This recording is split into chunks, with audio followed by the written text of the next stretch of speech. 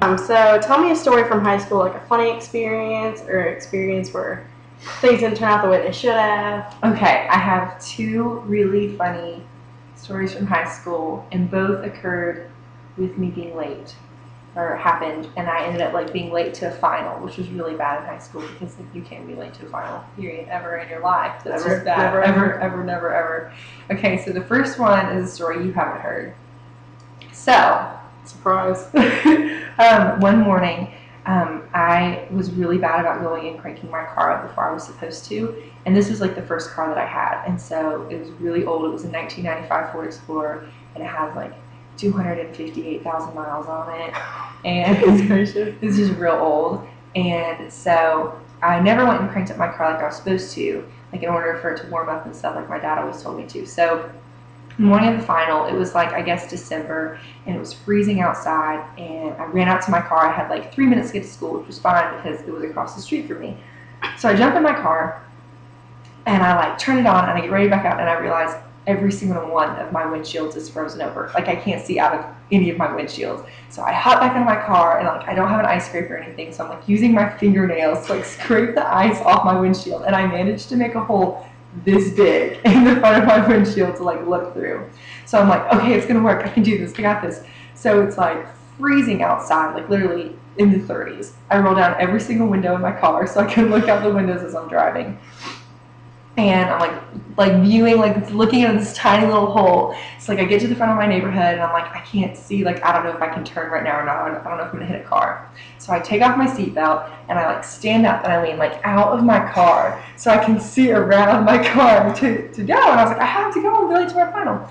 So I like stand up, and I see that I'm clear to go. So literally, as soon as I turn my wheel and get out into the street, a cop comes up behind me. Oh my gosh. With his blue lights.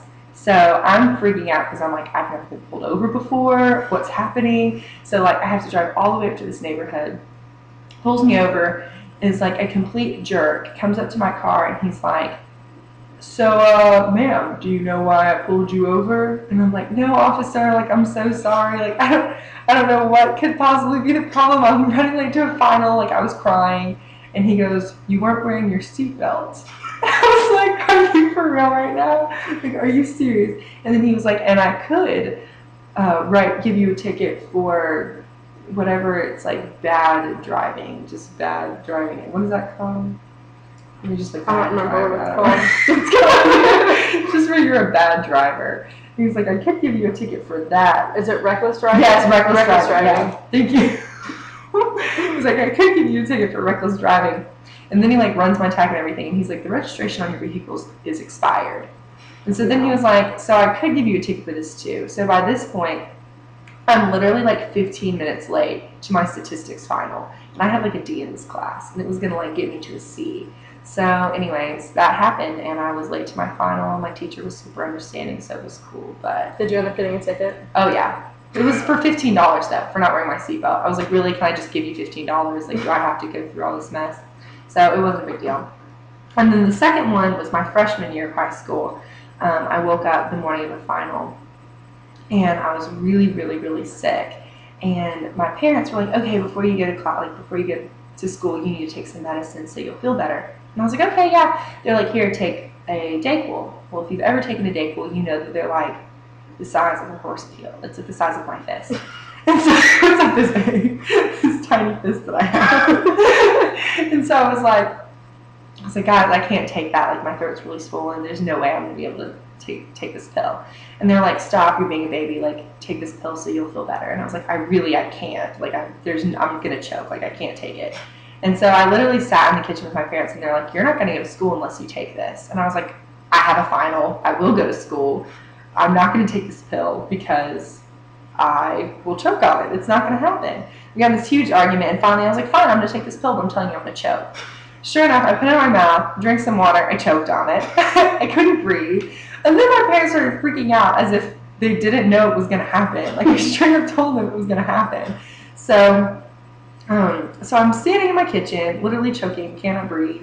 My mom like runs and starts like rapidly doing the Heimlich maneuver on me because apparently she had just taken a CPR class, but she remembered none of it, and she was just jerking me around all over the place. And I was just like, I can't breathe and you're hurting me. Like And so then my dad like had his minute of like freak out, and he like reaches his man hand into my throat and is like doing something, and now I'm choking and my throat's scratched and I can't breathe, and this goes on for like 10 minutes. Like my face is blue. I had come to terms at one point, I was like, Jesus, I'm dying right now. Like, I love you. I'm coming to heaven. I'm ready to go home. Like, take me into the light with you. Like, I wasn't even freaking out anymore. I was just like, I'm gonna die. Like, this is gonna happen. Okay. And then my mom would randomly like start doing a Heimlich on me again, and I would just be like, stop. I was just like, stop, Mom. I'm gonna die now. Like, this is it. Like, this is the end of my life. Stop touching me. And obviously, I wasn't saying those words because I couldn't breathe. Therefore, I couldn't actually say anything. I was just like.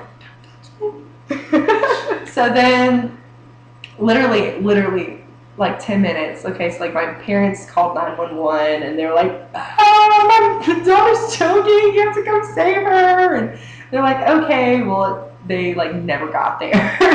And so finally, I like start coughing, and like I'm coughing up red stuff, and I assume that like I'm coughing up blood, and I'm like, this really is it. Like, I really am dead right now. Like, this is the end of my life. And like I'm continuing to cough, and then I realized it wasn't blood, it was like the medicine inside the NyQuil, and the NyQuil had actually dissolved in my throat. Like, that's how long I had been choking on it, to where it started dissolving inside of my throat. So finally, it dissolves all the way. It was extremely painful. And then I was fine, and then my parents were like cried, and then finally the fire truck showed up. They're like, ooh, who do we need to save? And I'm like, yeah, you're too late. Like, I would have died if that hadn't have happened. And then I couldn't talk, and I had to go take my final, and my voice sounded like a 90-year-old man. So can you give us an impression of that? I couldn't do it because it was just it was kind of like that. Like, you couldn't hear it. Like, you didn't know what I was saying. So, perfect. I had emphysema. It was basically like that. Sounds like you had a crazy high school experience with finals. Yeah. So how can these two stories be classified as folklore? These stories reveal our common humanity. Though we are all different and have not experienced the same things, we are all the folk. Adrian's stories are classified first of all as oral folklore, because they're narratives. The telling of stories is important to every culture, both basic and complex societies. These stories describe the culture of the American teenager. Nearly every student has had an argument with their parents, has had something bizarre happen to them on their way to school, and I believe Adrian's stories are very relatable to many teenagers. The first time I heard these stories, they were not from Adrian, and they had been told a little differently. Akin to the children's game telephone, stories vary each time they are told, depending on the audience and who is telling the story. Since I had originally heard it from a friend of a friend, it was hard to ensure its validity. But it was good to hear Adrian's version of the story to verify what had actually happened. Additionally, Adrian's storytelling is demonstrative of American folklore through gestural folklore. As can be seen in the interview and in the pictures following, Adrian uses her hands to talk and describe the story.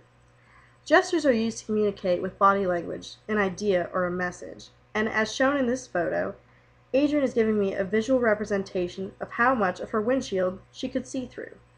This is a common gesture, especially for the modern American. We love to say that it was this big, or that it was this small, using our hands. Here we see Adrian showing how she saw out of her car. It is common that when telling a story, you perform your actions so your audience can understand. Adrian is adhering to this cultural practice. She is doing the same thing in this picture. Adrian is reenacting the scenario so the audience may have a better understanding of it. So, in summary, Adrian's stories, both oral and gestural in nature, help us to better understand the culture of the American teenager. Thank you for your attention and for a great semester.